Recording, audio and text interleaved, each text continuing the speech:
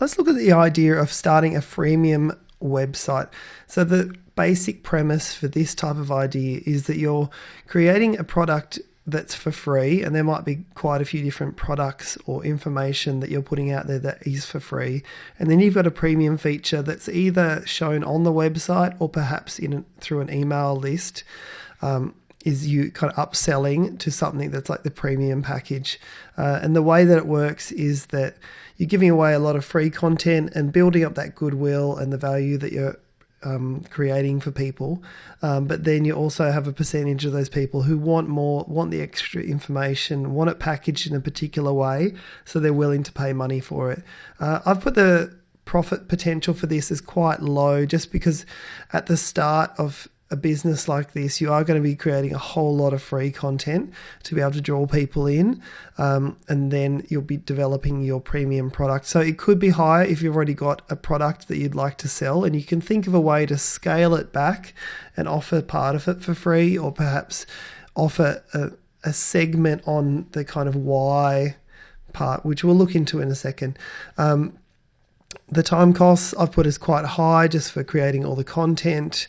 The estimated cost for setting up this kind of business is mainly just the actual setting up a basic website for it, and then probably just the actual time cost of doing the marketing, but no huge cost in getting this started. And I'd say medium competition across the board. There's definitely some areas that are going to be higher than others. A few ideas to get you started. I mean, you could do Word templates where there's simple ones, and then there's there's more advanced ones.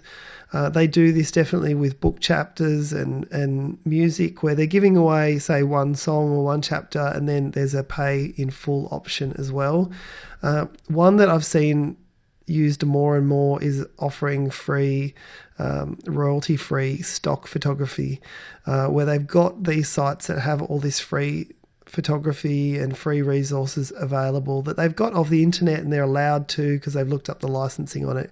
But they also have links to sites, say like Shutterstock, where they would be paid affiliate sales if they buy that type of photography. So they're doing a mix of showing some free information, but you might be looking at all the free photos and then see a paid option down below that's been, say, tagged in the same category. Like you might be looking for wildflowers, and all the free options look quite nice, and you could imagine using that, but you see the perfect one and it's listed down in the kind of premium option, and you find out it's only $1 to buy or $10 to buy or whatever that amount is.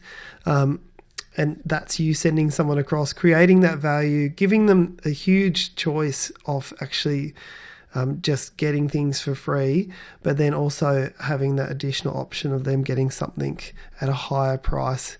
Top 3 tips is just looking at that balance between the free versus paid, making sure that your marketing is really kind of set up well in the beginning. So in this kind of business, if you're going to be trading free downloads for something, if you're just going to give it away for free, then that's great. But if you want to trade it, say, for an email address to be able to download something, then you're building up an asset of, say, an email list that later on down the track, you might, say you're doing stock photography, you could bring in, say, like stock video footage, or you could have say links to photographers who could actually take photos for you. There's a few different ways that you can kind of cross-sell different products. So look at perhaps building an email list early on, because later on, I'm sure you're going to like the fact that you can say to these people, hey, you downloaded some stuff a while ago, hopefully this is relevant to you. We've got this other product that's really similar and could help you if you're looking for that kind of thing. So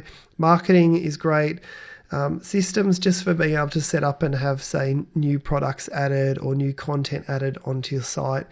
Just having a regular schedule to be able to do that is going to be a huge benefit in getting this idea off the ground. I've provided some more details in the resources section of where you can find articles and find software and all the things that you'll need to get this type of idea off the ground. Jump back into this section. You can print this off, my next 5 steps, get an action plan going, and I look forward to hearing about your progress in the discussion section on Udemy.